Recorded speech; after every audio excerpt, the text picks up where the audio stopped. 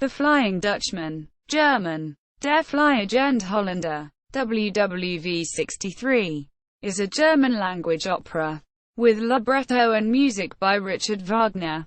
Wagner claimed in his 1870 autobiography Mein Leben that he had been inspired to write the opera following a stormy sea crossing he made from Riga to London in July and August 1839.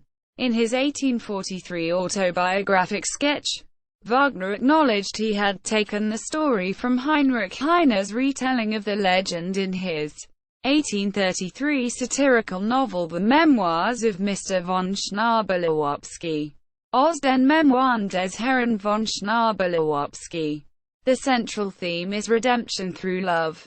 Wagner conducted the premiere at the Semperoper in Dresden in 1843. This work shows early attempts at operatic styles that would characterize his later music dramas. In Der Fliegende Holländer, Wagner uses a number of leitmotifs, literally, leading motifs, associated with the characters and themes. The leitmotifs are all introduced in the overture, which begins with the well-known Ocean a Storm motif before moving into the Dutchman and center motifs. Wagner originally wrote the work to be performed without intermission, an example of his efforts to break with tradition, and while today's opera houses sometimes still follow this directive, it is also performed in a three-act version. Composition history. By the beginning of 1839, the now 26-year-old Richard Wagner was employed as a conductor at the Court Theatre in Riga. His extravagant lifestyle plus the retirement from the stage of his actress wife, Minna, caused him to run up huge debts that he was unable to repay. Wagner was writing Rienzi and hatched a plan to flee his creditors in Riga, escape to Paris via London and make his fortune by putting Rienzi onto the stage of the Paris Opera. However, this plan quickly turned to disaster, his passport having been seized by the authorities on behalf of his creditors. He and Minna had to make a dangerous and illegal crossing over the Prussian border, during which Minna suffered a miscarriage. Boarding the ship Thetis, whose captain had agreed to take them without passports, their sea journey was hindered by storms and high seas. The ship at one point took refuge in the Norwegian fjords at Tvedestrand, and a trip that was expected to take 8 days finally delivered Wagner to London 3 weeks. After leaving Riga, Wagner's experience of Paris was also disastrous. He was unable to get work as a conductor, and the opera did not want to produce Rienzi.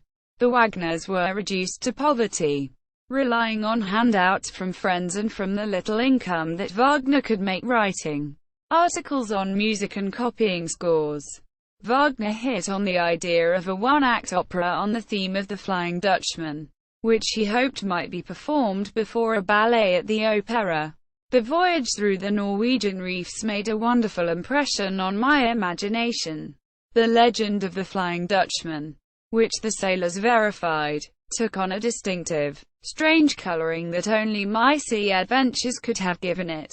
Wagner wrote the first prose draft of the story in Paris early in May 1840, basing the story on Heinrich Heine's satire, The Memoirs of Mr. von Schnabelowopski, aus den Memoiren des Herrn von Schnabelowopski, published in Der Salon in 1834. In Heine's tale, the narrator watches a performance of a fictitious stage play on the theme of the sea captain, cursed to sail forever for blasphemy. Heine introduces the character as a wandering Jew of the ocean, and also added the device taken up so vigorously by Wagner in this and many subsequent operas. The Dutchman can only be redeemed by the love of a faithful woman. In Heine's version, this is presented as a means for ironic humor. However, Wagner took this theme literally, and in his draft, the woman is faithful until death. By the end of May 1841, Wagner had completed the libretto, a poem as he preferred to call it. Composition of the music had begun during May to July of the previous year, 1840, when Wagner wrote Center's Ballad. the Norwegian sailor's song in Act 3, Stueman, Last I Whacked, quote, and the subsequent Phantom song of the Dutchman's crew in the same scene. These were composed for an audition at the Paris Opera, along with the sketch of the plot. Wagner actually sold the sketch to the director of the opera, Elie Couteau-en-Pillay, for 500 francs, but was unable to convince him that the music was worth anything. Wagner composed the rest of the Der Fliegende Holländer during the summer of 1841, with the overture being written last, and by November 1841 the orchestration of the score was complete. While this score was designed to be played continuously in a single act, Wagner later divided the piece into a three-act work. In doing so, however, he did not alter the music significantly, but merely interrupted transitions that had originally been crafted to flow seamlessly. The original one-act layout is restored in some performances. In his original draft, Wagner set the action in Scotland, but he changed the location to Norway shortly before the first production, staged in Dresden and conducted by himself in January 1843. In his essay, A Communication to My Friends, in 1851, Wagner claimed that the Dutchman represented a new start for him. From here begins my career as poet, and my farewell to the mere concocter of opera texts. Indeed, to this day the opera is the earliest of Wagner's works to be performed at the Bayreuth Festival, and, at least for that theatre, marks the start of the mature Wagner canon. Roles. Instrumentation. Der Fliegende Holländer is scored for the following instruments: piccolo, 2 flutes, 2 oboes, cor anglais, 2 clarinets, 2 bassoons, 4 horns, 2 trumpets, 3 trombones, bass tuba, timpani, harp, first and second violins, violas, violoncellos, and double basses. On stage, 3 piccolos, 6 horns, tam-tam, wind machine. Synopsis. Place. On the coast of Norway. Act 1. On his homeward journey, the sea captain Daland is compelled by stormy weather to seek a port of refuge near Sandvik in southern Norway. He leaves the helmsman on watch and he and the sailors retire. Song of the helmsman. Midge Vitter and Sturm oss Fernum Meer, with tempest and storm on distant seas. Quote, the helmsman falls asleep. A ghostly vessel appearing astern is dashed against Daland's vessel by the sea, and the grappling irons hold the two ships together. Invisible hands furl the sails. A man of pale aspect, dressed in black, his face framed by a thick black beard, steps ashore. He laments his fate. Aria. Die Frist ist Undabemals verstrichen sind 7 Jahr. The time has come and 7 years have again elapsed. Because he once invoked Satan, the ghost captain is cursed to roam the sea forever without rest.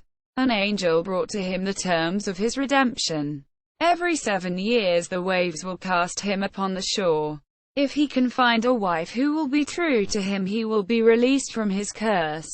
Daland wakes up and meets the stranger.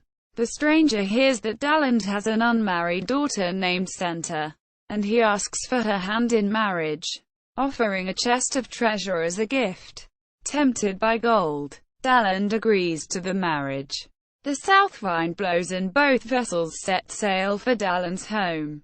Act 2. A group of local girls are singing and spinning in Daland's house. Spinning chorus. Summund Brum. Duguts Radchen, Whir and Whirl. Good Wheel. Center. Daland's daughter dreamily gazes upon a gorgeous picture of the legendary Dutchman that hangs from the wall. She desires to save him, against the will of her nurse. She sings to her friends the story of the Dutchman, ballad with the leitmotif, how Satan heard him swear and took him at his word. She vows to save him by her fidelity. The huntsman Eric, Senta's former boyfriend, arrives and hears her. The girls depart, and the huntsman, who loves the maiden, warns her, telling her of his dream, in which Dalland returned with a mysterious stranger, who carried her off to sea. She listens with delight, and Eric leaves in despair. Dalland arrives with the stranger.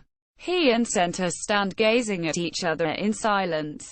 Dalland is scarcely noticed by his daughter, even when he presents his guest as her betrothed.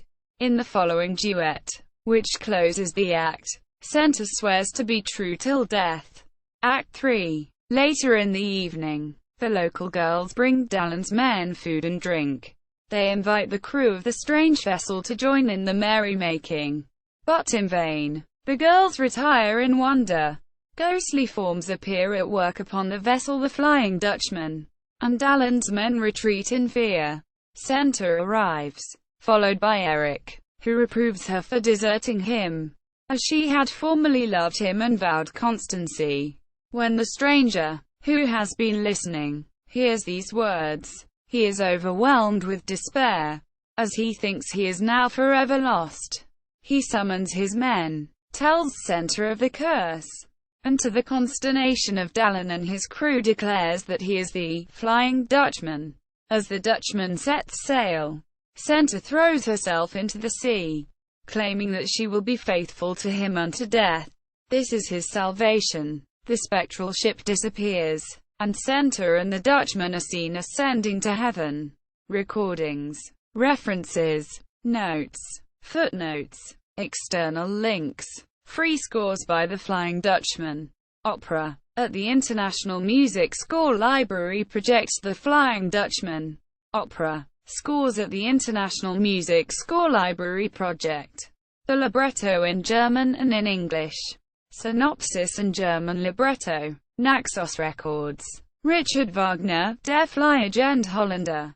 A gallery of historic postcards with motifs from Richard Wagner's operas.